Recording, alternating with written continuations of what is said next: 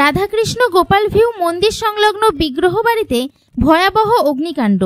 বন্ধ ঘরে এসি কিংবা যে কোনো ধরনের শর্ট সার্কিট থেকেই ভয়াবহ অগ্নিকাণ্ড। পুড়ে ছাই হয় ঘরের সমস্ত আসবাবপত্র। আগুন নেভাতে ঘটনাস্থলে দমকলের একটি ইঞ্জিন। কয়েক লক্ষ টাকার ক্ষয়ক্ষতি বলে অনুমান।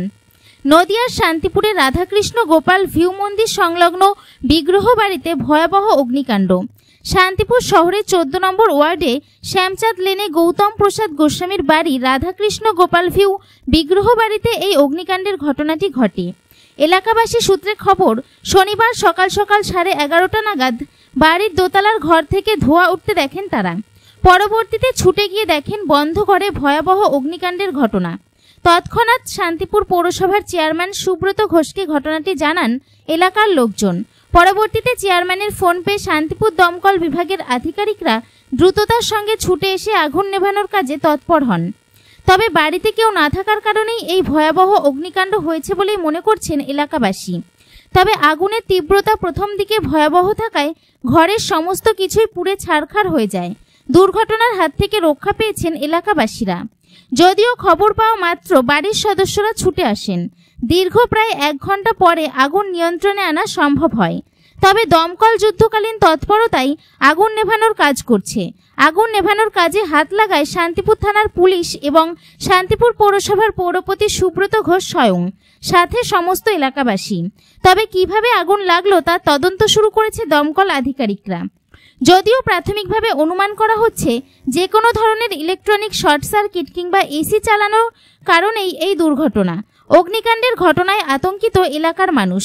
অন্যদিকে মন্দিরের গুরুত্বপূর্ণ ওই ঘরে থাকা বহু মূল্যবান কাগজপত্র এবং সোনার উপর অলংকার সহ নগদ অর্থ সমস্ত কিছু পুড়ে যাওয়ায় কান্নায় ভেঙে পড়েছে গোটা ঠাকুরবাড়ির সদস্যরা। মোটামুটি 11:30 বাজে, 11:30 সময়তে আমাদের ওখানে একটা মেসেঞ্জার কল যায় যে এই জায়গাতে একটা আগুন লাগে, শ্যামচাঁদ রোড, এখানে আগুন জ্বলছে। আমরা এখানে তৎক্ষণাৎ এখানে পৌঁছাই। এসে দেখি হ্যাঁ, দোতলার উপর একটা ঘর, 10-12 ঘর, মানে বসবাসের ঘর, ওখানে আগুন লাগে। প্রচণ্ড আগুন জ্বলছিল, চারিদিকে আগুনটা ছড়িয়ে যেতে পারতো আমরা যদি যথাসময় না আসতাম। এসে আমরা মোটামুটি ঘন্টা দেড়েকের প্রচেষ্টায় আগুনটা নিয়ন্ত্রণ করতে পেরেছি। এখন আর কোনো আগুন নেই, বর্তমানে আগুন নিভে গেছে। কী থেকে লাগতে পারে আগুনটা? আমরা এখানে এসে শুনলাম যে এসি চলছিল ঘরে, নাকি বাড়িতে কেউ ছিল না। হ্যাঁ, এসি চলছিল এবং কেউ বলছে যে শর্ট সার্কিট মাধ্যমে হয়েছে। তা এসে দেখলাম হ্যাঁ, ওখানে তো কোনো গ্যাস সিলিন্ডার বা রান্নার কোনো সরঞ্জাম ওখানে নেই, ওটা শুধুমাত্রই বসবাসের ঘর। তা মনে হচ্ছে হয়তো শর্ট সার্কিটের মাধ্যমেও হতে পারে। ক্ষয়ক্ষতির পরিমাণ কীরকম হয়েছে? ক্ষয়ক্ষতি আপনার ধরুন টোটালি ড্যামেজ হয়ে গেছে।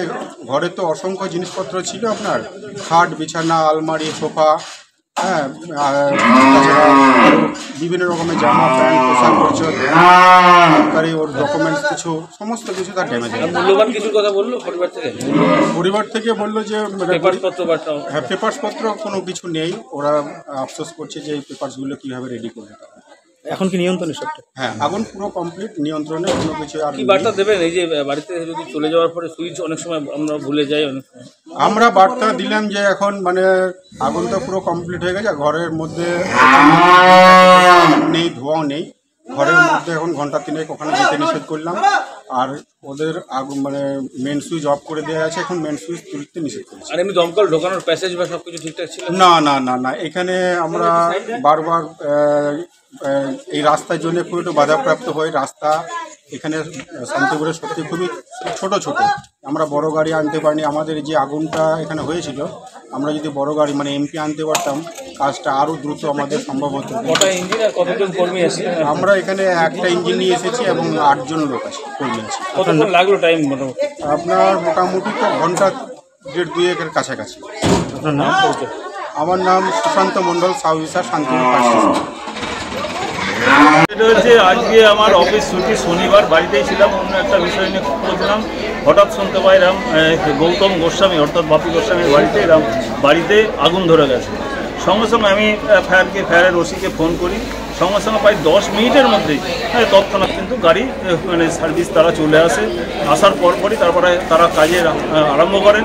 কিন্তু ব্যাপার হলো যে ঘরটায় আগুন লেগেছিল পরবর্তীতে দেখা যাচ্ছে এসি থেকে আগুনটা লেগেছে এবং ঘরটি বন্ধ ছিল, তালা বন্ধ অবস্থায় ছিল এবং সঙ্গে সঙ্গে বাপিদাকে ফোন করা হয়, উনিও চলে আসেন এবং ওই তালাটি ভেঙে পরবর্তীতে দেখা যাচ্ছে ঘরের মধ্যে আসবাবপত্র যা ছিল আলমারি খাট সমস্তটাই প্রায় ভেতরে ধরে গেছে।